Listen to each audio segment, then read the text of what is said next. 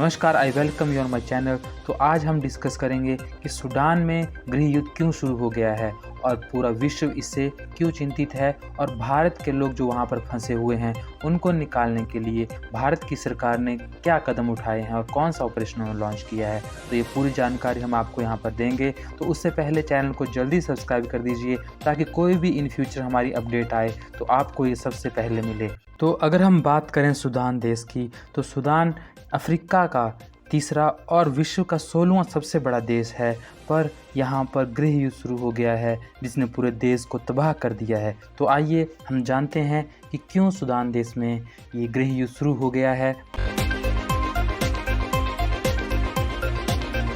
अफ्रीकी देश सूडान में सेना और पैरामिलिट्री आरएसएफ ने मिलकर काउंसिलिंग गवर्नमेंट बनाई है। सेना की अगुवाई जनरल अब्दे फतह अल बुरहान के हाथ में है, वहीं काउंसिल गवर्नमेंट की अगुवाई भी कर रहे हैं। वहीं पैरामिलिट्री की अगुवाई जनरल मोहम्मद हमदान डगलो के हाथ में है। जनरल डगलो सरकार में डिप्टी हैं। वहां आरएसएफ के 10,000 सैनिकों का सेना में विलय होना है, जिसके बाद देश में सिविलियन रूल लागू होगा। विवाद यह है कि विलय के बाद अगुवाई कौन करेगा, सेना या पैरामिलिट्री।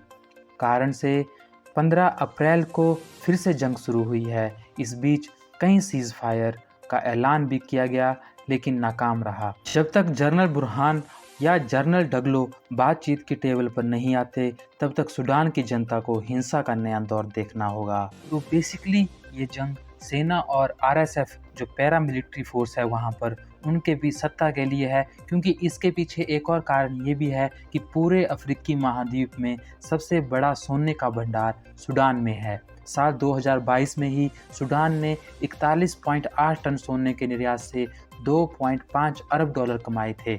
देश के सबसे मुनाफे वाले सोने की खदानों पर पैरामिलिट्री आरएसएफ का कब्जा है, जो अपनी गतिविधियों के लिए सोने को खार्तूम सरकार के साथ पड़ोसी मुल्कों को भी बेचते हैं।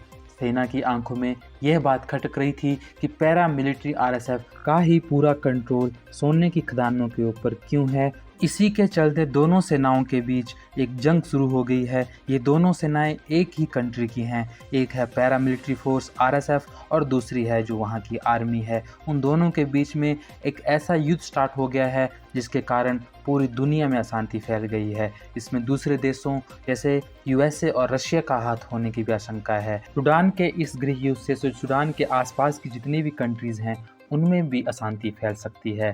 जैसे ही सूडान में यह गृह युद्ध शुरू हुआ तो बहुत सी कंट्रियों के नागरिक वहां पर जो रह रहे थे उनके लिए भी खतरनाक हो गया। भारत के भी लगभग 3 से लेकर 4,000 जो नागरिक हैं वहां पर रहते हैं। तो उनको निकालने के लिए भारतीय सरकार ने एक ऑपरेशन लॉन्च कर दिया है, जिसको नाम दिया गया है ऑपरेशन कावेरी। तो इसका नाम कावेरी क्यों रखा गया, तो आइए जानते हैं। भारत सरकार ने सूडान में फंसे नागरिकों को निकालने के लिए एक बचाव अभियान शुरू किया है। इस ऑपरेशन को ऑपरेशन कावेरी नाम दिया गया। अगर हम आधिकारिक आंकड़ों की बात करें तो सूडान में लगभग 4,000 भारतीय फंसे हुए हैं। भारत सरकार ने हिंसा प्रभावित अफ्रीकी देश में भारतीयों को निकालने के लिए 2 C-130 विमान और नौसेना के जहाज INS सुमेधा को स्टैंड बाई पर तैनात किया हुआ है। भारत का ग्रैंड प्लान ये है कि सभी भारतीय जितने भी सूडान में फंसे हुए हैं उनको पहले पोर्ट सूडान तक लाया जाएगा, वहां से उनको सऊदी अरेबिया या फिर यूएई में पहुंचाया जाएगा। वहां पर हमारे C-130 जो विमान हैं ऑलरेडी पहुंच चुके हैं, तो उनको वहां से उठाकर वापस अपने देश भारत लाया जाएगा। तो भारत का ग्रैंड प्लान है जिसमें सभी भारतीयों को बचाने की कोशिश की जा रही है। के चलते भारतीय सरकार ने ऑपरेशन कावेरी लॉन्च किया है। सूडान में बचाव अभियान को सांकेतिक कारण से ऑपरेशन कावेरी नाम दिया गया है। कावेरी कर्नाटक और तमिलनाडु से होकर बहने वाली एक महत्वपूर्ण नदी है जिसे देवी कावेरी अम्मा के रूप में पूजा जाता है। यह नाम एक नदी का प्रतिनिधित्व करता है जो बाधाओं के बावजूद अपने गंतव्य तक पहुंचती है। यह सूडान में फंसे भारतीयों की सुरक्षित वापसी का प्रतीक है। इससे पहले जब रशिया यूक्रेन के बीच में युद्ध शुरू हो गया था तो उस समय वहां से भारतीयों को निकालने के लिए भारतीय सरकार ने ऑपरेशन गंगा लॉन्च किया था। तो यहाँ पर जितना भी सूडान संघर्ष है उसके बारे में हमने आपको बता दिया है। अभी दोनों सेनाओं के जनरल ने एक युद्ध विराम कर रखा है ताकि जितने भी दूसरी कंट्रीज़ के नागरिक यहाँ पर रहते हैं वो वापस अपनी जो देश है वहाँ पर जा सकें। यहाँ पर जितने भी इम्पोर्टेंट पॉइंट थे वो हमने डिस्कस कर लिए हैं। तो अब जो भी अपडेट इस पर आएगी उस पर हम नेक्स्ट वीडियो आपके लिए लेकर आएंगे। तो उसके लिए चैनल को जल्दी से सब्सक्राइब कर दें। धन्यवाद। जय हिंद, जय भारत।